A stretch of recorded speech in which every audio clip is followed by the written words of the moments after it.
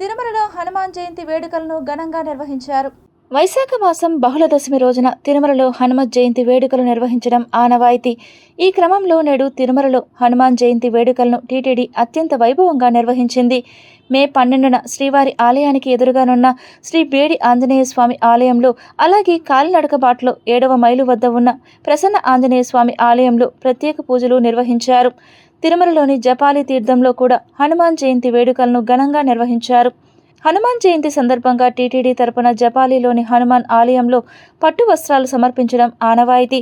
TTD EO Muddada Ravichandra, అలానే TTD అదనపు కార్యనిర్వహణాధికారి వెంకయ్య చౌదరి స్వామివారికి పట్టు వస్త్రాలు సమర్పించారు. నమో వెంకటేశాయ. ఈరోజు హనుమాన్ జయంతి తిరుమల తిరుపతి దేవస్థానం తరపున భక్తులందరికీ కూడా హనుమాన్ జయంతి సందర్భంగా శుభాకాంక్షలు తెలియజేస్తున్నాము.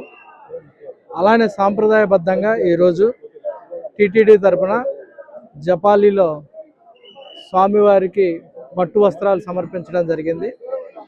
తిరుమల తిరుపతి దేవస్థానం తరపున ఈవో గారు, అలానే మిగతా ఆఫీసర్స్ అందరం కూడా వచ్చి స్వామివారికి సమర్పించి స్వామివారి బ్లెస్సింగ్స్ తీసుకోవడం జరిగింది. అలానే ఇది ఎన్నో సంవత్సరాలుగా జరుగుతున్న కార్యక్రమం.